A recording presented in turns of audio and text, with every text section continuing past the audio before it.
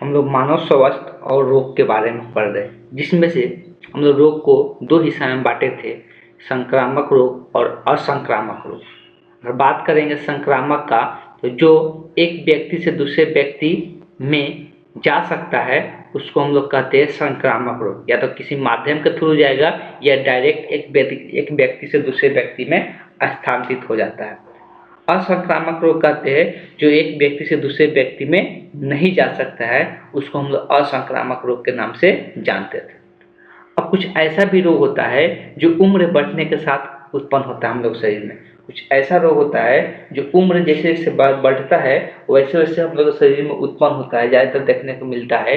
जो उम्र बढ़ने के साथ रोग होता है उस रोग को हम लोग उस रोग को हम लोग बोल सकते हैं कि हृदय रोग होता है, हृदय रोग होता है, डायबिटीज होता है, डायबिटीज होता है। तो ये सब जो रोग होता है ये कैसा होता है, तो ये सब उम्र जैसे जैसे इंसान का उम्र बढ़ता है वैसे सब रोग अपने आप उत्पन्न होते जाता है। कुछ यहाँ पे हीनता रोग भी देखने को मिलता है। हीनता रोग, हीनता रोग किसको कहते हैं, तो जो प्रोटीन की कमी से, खनिज लवण की कमी से, जो विटामिन प्रोटीन और खनिज लवण की कमी से जो रोग होता है उसको हम लोग हीनता रोग कहते हैं। जब हम लोग शरीर में प्रोटीन का कमी होगा, पहले ही बताए थे कि हम लोग भोजन में सबका मात्रा होना चाहिए, प्रोटीन, खनिज लवण,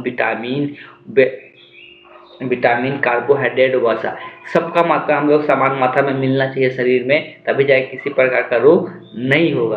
तो ऐसा रोग जो हीनता रोग उसको कहते हैं जो प्रोटीन, खनिज लवण और विटामिन के कारण जो रोग उत्पन्न होता है उसको हम लोग हीनता रोग कहते हैं। अब यहाँ पे दिया हुआ है कुछ नशीले पदार्थ के कारण भी रोग उत्पन्न होते हैं। कुछ नशीले पदार्थ के सेवन करने से भी रोग उत्पन्न होते हैं, जैसे अल्कोहल स्वास्थ्य के लिए कुप्रभाव डालता है। बहुत लोग अल्कोहल पीते हैं, नशीले पदार्थ होता है, तो अल्कोहल का निर्माण अल्कोहल लोग पीते हैं जो कि ये हमारे शरीर पर बहुत बेकार, बहुत बुरा प्रभाव डालता है। साधारणतः रोग हम उसे कहते हैं जिससे शरीर में जाने पर स्वास्थ्य बिगड़ जाता है अथवा शरीर मानसिक और स्वाभाविक और सामान्य क्रियाओं को प्रभाव डालता है। मतलब सामान्यतः हम लोग उसी को रोग कहते हैं जो हम लोग शरीर पर जाकर प्रभाव डालता है और मानसिक और शारीरिक रूप से हम लोग क्रियाओं पर क्या करता है, वो प्रभावित डाल देता है, तो उसी को हम लोग सामान्य रूप से रोग कहते हैं। रोग हम लोग पहले ही चर्चा कर चुके हैं, संक्रामक या असंक्रामक रूप से देखने को मिलता है। ज़्यादातर सूक्ष्म जीव के कारण ही रोग उत्पन्न होता है, उसको हम लोग रोग जनक के नाम से जानते हैं। अब बात करते हैं रोग का प्रसार। ये किन किन कारणों से रोग का प्रसार होता है, तो सबसे पहले ध्यान में रखना है कि रोग का प्रसार का बात करेंगे, एक नंबर में दिया है भोजन तथा जल। इसके द्वारा रोग हम लोग के शरीर में जाता है। अगर हम लोग दूषित भोजन या जल खाते हैं तो इसके द्वारा हम लोग क्या होता है, शरीर में क्या होता है कि अलग अलग बीमारियां देखने को मिलता है। अब ये अलग अलग बीमारियां किस प्रकार के देखने को मिलता है, तो ये टाइफाइड हो गया, अमीबी पेचिस हो गया, अतिसार हो गया, तो ये सब कुछ रोग है। एग्जाम्पल दिया गया है जो दूषित भोजन खाने से होता है या दूषित जल पीने से होता है। जैसे कि अगर कोई इंसान जो मल त्याग करते हैं लोग, जब उस पर मक्खी बैठता है, अगर उसको रोग हुआ है और मल त्याग किया और उस पर जाकर कोई मक्खी बैठ गया और वही मक्खी किसी खाने पर जाकर बैठ जाता है तो उसको भी ये रोग हो जाता है। ठीक है, उसको भी ये क्या होता है, रोग हो जाता है। इस प्रकार का देखने को मिलता है। तो यहाँ पर ये कौन कैरियर का काम कर रहा है, कौन रोग ले जाने का काम कर रहा है, मक्खी रोग ले जाने का काम कर रहा है। यहाँ पर मक्खिया जो है वो क्या कर रहा है, रोग को एक जगह से दूसरे जगह ले जाने का काम कर रहा है। तो मक्खी को हम लोग यहाँ पर क्या कहेंगे, रोगवाहक कहेंगे। क्या कहेंगे, रोगवाहक। रोगवाहक मतलब रोग को ले जाने वाला। वैसे ही अगर हम लोग मलेरिया का बात करते हैं या टाइफाइड का या मलेरिया का भी बात करते हैं, तो मलेरिया में भी एक रोग को ले जाने वाले मच्छर होता है। मलेरिया को भी जो फीमेल मच्छर हम लोग बोलते हैं, तो वही मच्छर क्या करता है कि एक इंसान को हुआ रहता है तो अगर वो मच्छर उस इंसान को काट लेता है और फिर तो उसके वो जो मलेरिया का जो जो मतलब यहाँ पे सूक्ष्म जीव जो था, जो जीवाणु था, उसको ले लिया अपने शरीर में और दूसरे को वही मच्छर जाकर काटेगा तो उससे क्या हो जाता है, रोग उत्पन्न हो जाता है। तो यह मच्छर क्या काम कर रहा है, रोग वाहक का काम कर रहा है। मच्छर क्या काम कर रहा है, रोग वाहक का काम कर रहा है। ऐसे ही बहुत सारी चीज़ें देखने को हम लोग को मिलता है। कुछ ऐसा भी बीमारी होता है जो वायु के द्वारा संक्रमित हो जाता है। जो वायु, ये तो हो गया कुछ बीमारी, हैजा, टाइफाइड, अमीबा, अमीबिक पेचिस, अतिसार, ये जो रोग उत्पन्न होता है ये किसके द्वारा हम लोग के शरीर में जाता है, तो भोजन और जल के द्वारा जाता है। कुछ ऐसा भी रोग होता है जो वायु के द्वारा हम लोग के शरीर में चला जाता है। ये नाक द्वारा संक्रमित होता है। ठीक है, ये नाक द्वारा क्या होता है, संक्रमित होता है, किसी के शरीर से दूसरे शरीर में चला जाता है। जैसे क्षय रोग हो गया, कुकुर खांसी हो गया। ये दो प्रकार के रोग दिया गया है। क्षय रोग मतलब टीबी को बोलते हैं, कुकुर खांसी मतलब जो खांसते रहते हैं लोग, उस केस में हम लोग देखने को मिलता है। तो ये क्या होता है कि वायु के द्वारा एक इंसान से दूसरे इंसान के शरीर में चला जाता है। कुछ रोग ऐसा होता है संसर्ग से होता है, कॉन्टेक्ट से होता है, उसके जब संपर्क में आते हैं तो संपर्क में आने से रोग उत्पन्न हो जाता है। किसी इंसान को हुआ रहता है, अगर उसके संपर्क में हम आ गए, उसके टच में आ गए तो वो रोग उसके शरीर में चला जाता है। तो ये अलग अलग प्रकार के रोग होते हैं। कुछ वायु के द्वारा जाता है, कुछ भोजन के द्वारा जाता है, कुछ उसके कॉन्टेक्ट में आने के द्वारा चला जाता है। कॉन्टेक्ट में आने का मतलब यही है कि जब हम उसको हुआ रहता है वो रोग, अगर उसके शरीर से हम टच कर गए तो वो हमारे शरीर में भी आ जाता है। इसका एग्जाम्पल जो है, कांटेक्ट में आने से जो रोग होता है वो होता है गोनोरिया, गोनोरिया या ट्रेकोमा या स्कैबिस। तो ये सब रोग जो होता है किसी कांटेक्ट में आने से होता है। कभी कभी हम लोग को चोट द्वारा भी कुछ बीमारी हम लोग के शरीर में आ जाता है। वो कैसे, तो त्वचा पर जब किसी प्रकार के कारणवश घाव हो जाता है, ठीक है, घायल होने के कारण वहाँ पर फूट उठ जाता है तो वहाँ पर घाव होने लगता है। तो उस घाव के जरिए रोगाणु शरीर के क्या हो जाते हैं, भीतर प्रवेश कर जाते हैं, जो रोग उत्पन्न करते हैं। जैसे रेबीज विषाणु होता है, टेटनस होता है, अल्सर बैक्टीरिया होता है। तो ये सब कुछ है जो क्या होता है, कहीं पर चोट लगता है, जैसे रेबीज होता है तो ये काटने से होता है। ठीक है, अगर कुत्ता काटता है, काटने से क्या हो गया, हम लोग एक यहाँ पर चोट लग गया ना स्किन पर, जब हम लोग कुछ लग जाता है तो उसका बैक्टीरिया उसके द्वारा हम लोग का शरीर में चला जाता है। टेटनस का जो तो है, जो आजकल देखते हैं कि जो लोहा रहता है, जो क्या होता है, जंक लगा हुआ रहता है। तो जंक लगा हुआ रहता है लोहा, तो जब उसको लोहा क्या होता है हम लोग शरीर में गड़ जाता है तो उसका जो बैक्टीरिया होता है, ठीक है, उसका जो रोग करने वाला जो जीवाणु होता है वो उसी के द्वारा हम लोग शरीर में इंटर कर जाता है, जिसके कारण हम लोग रोग देखने को मिलता है। अल्सर बैक्टीरिया भी देखने को मिलता है। तो ये क्या करता है, चोट वगैरह लगने के कारण ऐसा होता है कि बाहर का बैक्टीरिया जो होता है हम लोग शरीर में प्रवेश कर जाता है। कुछ बीमारी ऐसा होता है जो कीटों द्वारा होता है, कुछ बीमारी ऐसा होता है जो कीटों द्वारा होता है, जैसे मलेरिया मच्छर के द्वारा होता है, फाइलेरिया काला जर, टाइफाइड। ठीक, तो ये सब जितना भी बीमारी है ये कीट के द्वारा होता है। ये कीट क्या करता है दूसरे से, ये भी एक रोग वाहक है। ये भी क्या है, एक रोग वाहक है, और रोग के लेके आता है और दूसरे के शरीर में प्रवेश करा देता है। इसके द्वारा भी कीट द्वारा ये देखने को मिलता है, कुछ बीमारी हम लोग के शरीर में उत्पन्न होता है।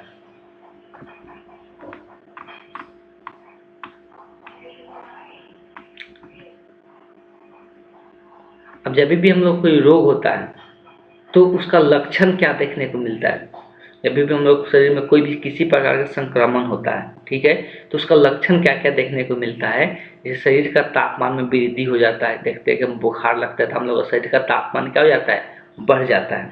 ठीक, हृदय गति में वृद्धि हो जाता है। जो हम लोग को हृदय जब हम लोग मापते हैं, बार बार बताते हैं, पल्स जो मापा जाता है और पल्स में क्या हो जाता है, वृद्धि हो जाता है।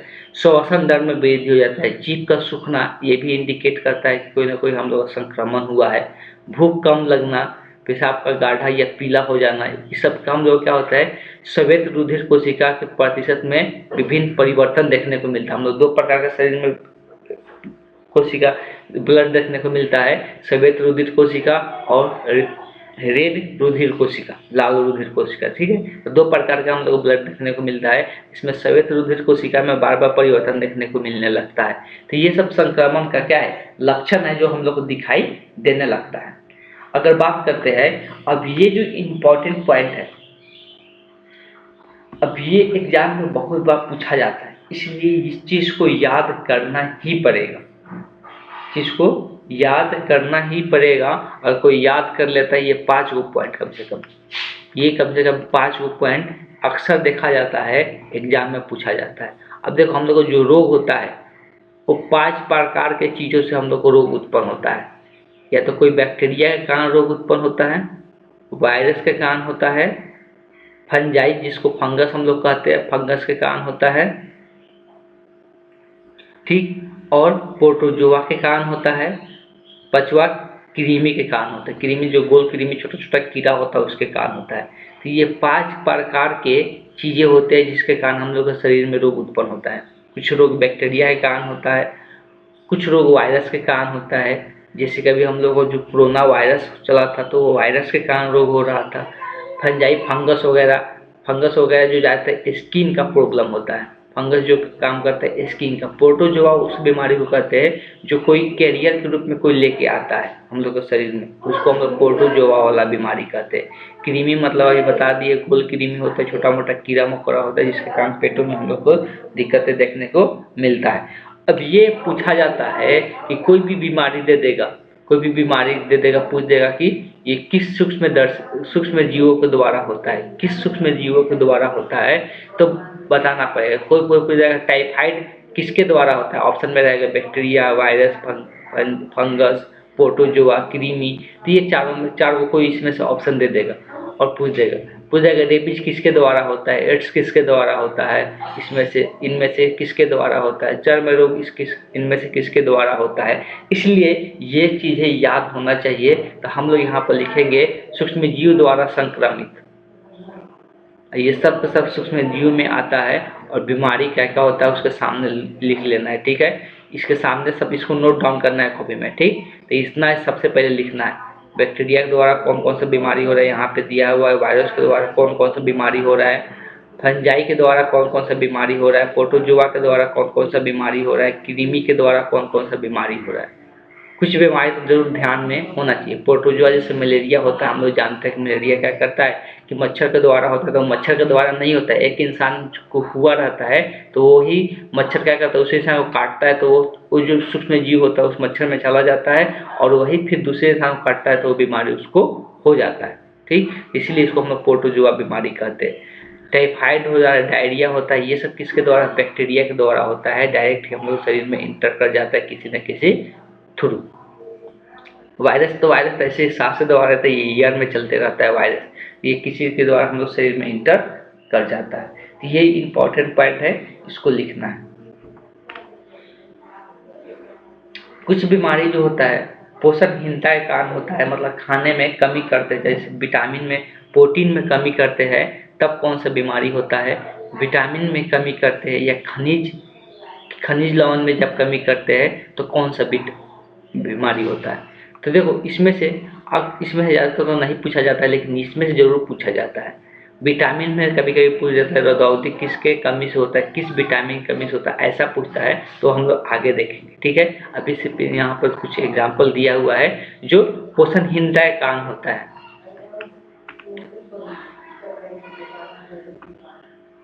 कुछ प्रदूषक के कारण भी होता है, जो अगर प्रदूषित होता है तो उसके कारण भी कुछ बीमारी देखने को मिलता है। तो इससे कुछ शराब तंबाकू वगैरह पीने से भी बीमारी हम लोग शरीर में देखने को मिलता है, लेकिन ये सब ज़्यादा इंपॉर्टेंट नहीं है, ऊपर वाला ज़्यादा इंपॉर्टेंट है, इसलिए लिखने के लिए बोले।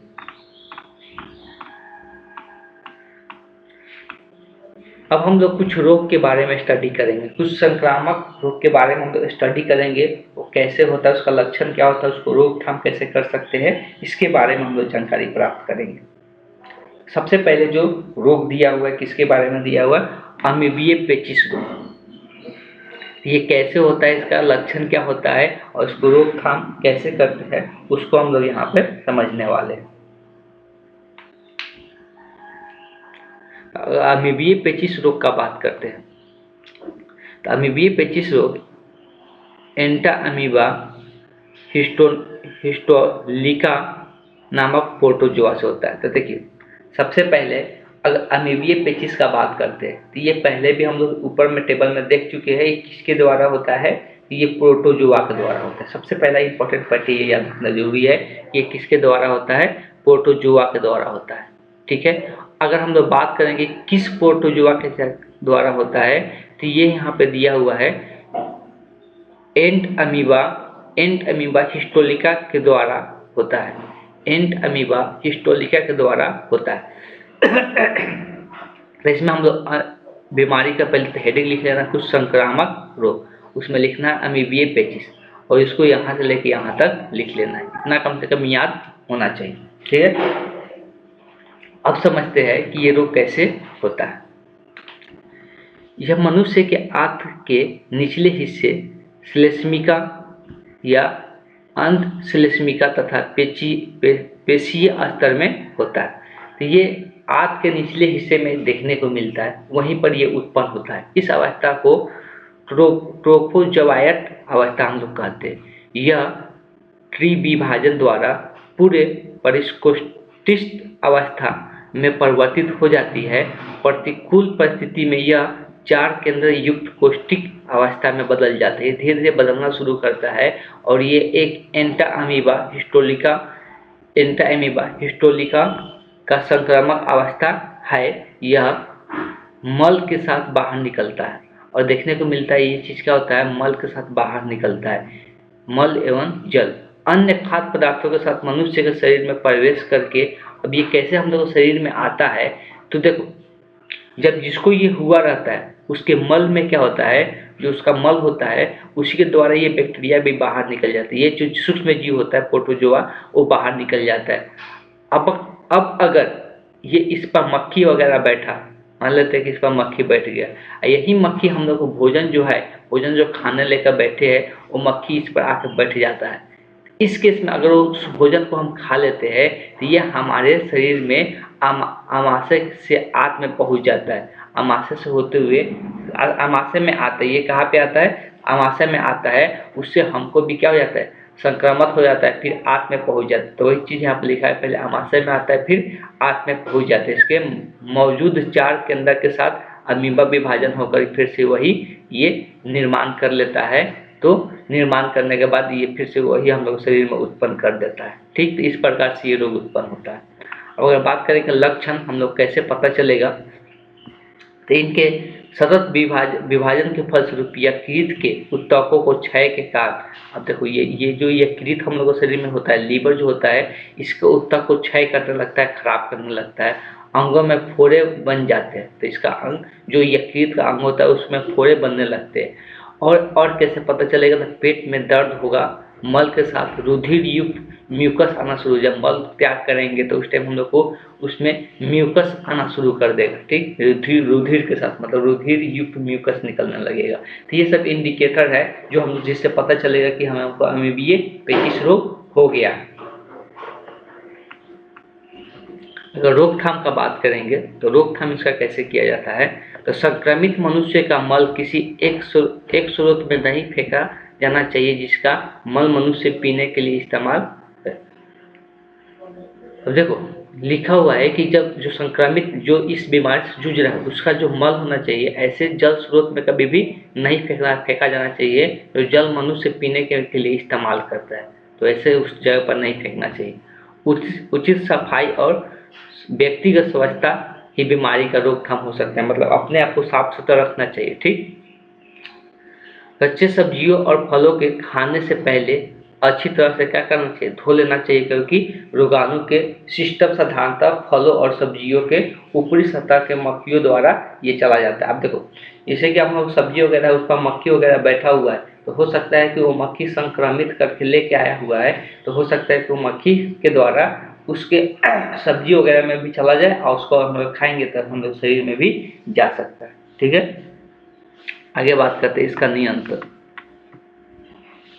तो इसके लिए बोला जा रहा है कि रोगी विश्राम करना चाहिए, बीच बीच में इलेक्ट्रोलाइट जो पाउडर होता है उसको पीना चाहिए। इस रोग में विशेष सावधानी से दवा लेनी चाहिए। तो ये सब चीज़ें इसका दिया हुआ है इससे नियंत्रण पाने के लिए। ठीक, दूसरा बीमारी हम लोग बात करेंगे क्या, तो मलेरिया के बारे में। अब मलेरिया के बारे में हम लोग बहुत दिन पहले से भी पढ़ते आ रहे हो लोग। जो मलेरिया होता है हम लोग पहले से पढ़ते थे, ये मच्छर के कारण होता है। मलेरिया जो रोग होता है किसके कारण होता है, मच्छर के कारण होता है। तो मलेरिया ज्वर, मलेरिया परजीवी प्लाज्मोडियम से उत्पन्न होता है। इसके 4 प्रकार के जाति होता है। तो ये जो उत्पन्न होता है प्लाज्मोडियम के कारण उत्पन्न होता है, प्लाज्मोडियम के कारण उत्पन्न होता है। तो ये एक परजीवी है जो हम लोग बोलते हैं, इसको हम लोग प्लाज्मोडियम। तो ये एक परजीवी है, इसी के कारण उत्पन्न होता है मलेरिया। ठीक है, इस बात को सबसे पहले ध्यान में रखना है। इसको हम लोग एक प्रोटोजोआ बीमारी कहते हैं। इसको हम लोग क्या कहते हैं, एक प्रोटोजोआ बीमारी कहते हैं, इसलिए कि ये जो प्लाज्मोडियम होता है इसको मादा एनोफिलीज मच्छर लेके आता है। मादा एनोफिलीज मच्छर, मादा मतलब जो मादा मच्छर होती है वही इस प्लाज्मोडियम को लेकर आती है और दूसरे के शरीर में लेके चली जाती है। ठीक है, तो ये मलेरिया इसके कारण उत्पन्न होता है। अब ये जो बताया जा रहा है कि जो प्लाज्मोडियम जो होता है ये 4 प्रकार का होता है। कितना प्रकार का होता है, 4 प्रकार का होता है। और ये 4 प्रकार के यहाँ पर नाम दिया हुआ है, वाई वैक्स और मैलोर आई, फेलोसोपेरम और एक चौथा दिया है ओवेल दिया हुआ है। तो ये 4 प्रकार का प्लाज्मोडियम देखने को हम लोग को मिलता है। तो सबसे पहले एक लाइन लिख लेना है कि मलेरिया ज्वर, मलेरिया परजीवी क्या है, ये यहाँ पर लिखा हुआ प्लाज्मोडियम लिखा हुआ, प्लाज्मोडियम लिख लेना इतना। प्लाज्मोडियम से उत्पन्न होती है, प्लाज्मोडियम से उत्पन्न होती है, प्लाज्मोडियम से उत्पन्न होती है। तो बस पहले इतना याद रखना, प्लाज्मोडियम से उत्पन्न होती है। और अगर इसका ले जाने वाला जो कैरियर है, जो रोगवाहक है, वो कौन होता है, तो एक मादा एनोफिलीज मच्छर होता है। उसको आगे हम लिखवा देंगे। अब बात करते हैं यहाँ पर 4 प्रकार का। जो पहला प्रकार, अगर ये वाला प्लाज्मोडियम रहेगा वाइवेक्स वाला, तो इससे क्या होता है इससे हम लोग को देखने को मिलता है कि इसके कारण बिनाइन टर्मिनेशन ज्वर होता है। इसमें भी एक प्रकार के ज्वर उत्पन्न होता है। ज्वर मतलब वही होता है कि जो बुखार आता है, और ये हर 24 घंटे के बाद क्या करता है, रिपीट करते रहता है। मतलब हर 24 घंटे के बाद ये हम लोग के शरीर में बुखार आएगा, तेज बुखार हम लोग को देखने को मिलता है। ठीक, मैलोर आई के बारे में बात करेंगे तो इसके क्वार्टर ज्वर होता है। ये ज्वर 72 घंटे के बाद पुनः आता है। देखो क्वार्टर मतलब ये 4 दिनों में, ठीक है, और ये 3 दिनों में आता है। ये कितना दिनों में, 3 दिनों पर आता है। ये 4 दिनों पर हमेशा एक बार बुखार, बहुत तेज बुखार देखने को मिलता है। और इसमें देखेंगे तो मेलिगेनेट और टर्सियम ज्वर उत्पन्न होता है। तो ये ज्वर का प्रकार दिया हुआ है, ये अनियमित रूप से ही आता है। ठीक है, ज्वर आता है जो अनियमित रूप से आता है, मतलब इसका फिक्स नहीं रहता, ये कभी भी बुखार आते रहेगा। अगर हम लोग अवेल का बात करेंगे, प्लाज्मोडियम अवेल का बात करेंगे, तो इसमें 48 घंटे बाद पुनः बुखार इसमें भी देखने को मिलता है। इस प्रकार का हम लोग को ये चीजें देखने को मिलता है। इसमें जितना चीजें है उतनी चीजें बताते हैं। अब यहाँ पे बात करेंगे, इसका रोग वाहक हम लोग लिख लेंगे।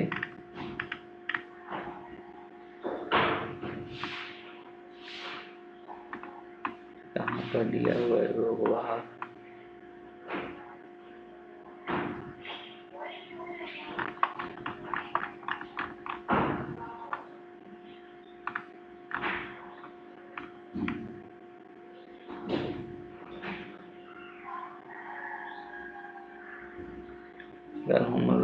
में बुखार उत्पन्न हो जाता है।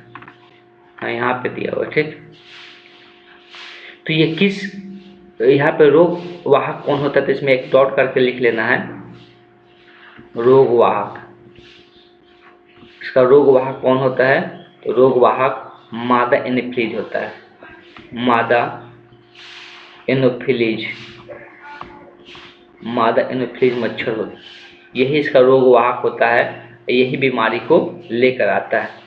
तो मादा एनोफिलीज के जो लार ग्रंथि होता है वही क्या करता है, जब इंसान को काटता है और उस इंसान में ये बीमारी होता है तो उसको वो क्या कर लेता है, ले लेता है अपने अंदर, और यही मच्छर फिर दूसरे इंसान को काटता है तो वो उसके अंदर वो छोड़ देता है, जिसके कारण उसमें भी वो बीमारी उत्पन्न हो जाता है। तो इतना लिख लेना है, एनोफिलीज मच्छर का कारण होता है। अगर बात करेंगे लक्षण का, तो लक्षण यहाँ पर साधारणतः देखने को मिलेगा, कंपन उठने वाला, बुखार उत्पन्न होगा, सिर दर्द होगा, पेट दर्द होगा, तो ये सब लक्षण हम लोग को देखने को मिलेगा। आरबीसी जो हम लोग का होता है, रेड ब्लड सेल होता है, उसमें कमी आने लगता है, ठीक, उसमें क्या हो जाता है, कमी आने लगता है, बलिहा का आकार बढ़ जाता है, जहाँ पे शायद आरबीसी का शायद निर्माण होता है। रोगी का प्रति 48 घंटे बाद लगातार हम लोग को बुखार देखने को मिलेगा, हमेशा ये रिपीट करते रहेगा बुखार, ठीक है। रोगी को 3 अवस्था में गुजरना पड़ता है, एक ठंडा अवस्था, ठंडा लगेगा, द्वितीयक अवस्था गर्म अवस्था, जो कि बहुत जोर से सिर दर्द होने लगता है और बुखार बहुत ज़्यादा हो जाता है, 105 डिग्री फ़ारेनहाइट बुखार हो जाता है। तृतीयक अवस्था आता है कि खूब पसीना चलेगा। तो ये सब अलग अलग अवस्था इसमें देखने को मिलता है। नियंत्रण का बात करेंगे तो मलेरिया नियंत्रण के लिए अभी तक कोई टीका नहीं आया है, सिर्फ हम लोग इसका दावा खाते हैं, कोई टीका इसके लिए नहीं आया है कि टीका लगा ले और इससे सुरक्षित पाले, ठीक है। रोकथाम का अगर बात करेंगे तो रोकथाम कैसे कर सकते हैं, मच्छरों को निष्ठ करना।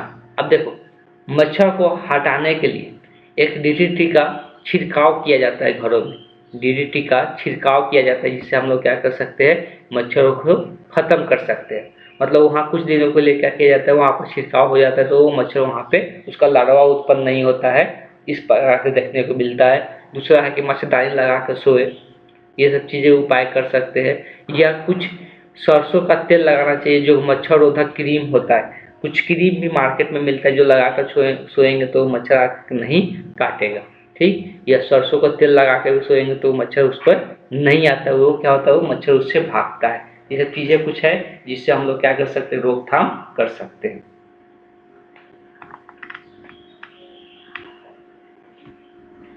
आगे जो दिया हुआ है वो हम लोग को है कौन सा कि न्यूमोनिया, न्यूमोनिया के बारे में दिया हुआ है, ठीक। उसके बाद हम लोग को है फिर सामान्य जुकाम। ऐसे बहुत सारी बीमारी इसमें दिया हुआ है, सब बीमारी को एक एक करके हम लोग पढ़ेंगे। तो ऐसा करते हैं, यहाँ से न्यूमोनिया से हम लोग अगले क्लास में पढ़ते हैं। तो इस क्लास को हम यहीं पर एंड करते हैं।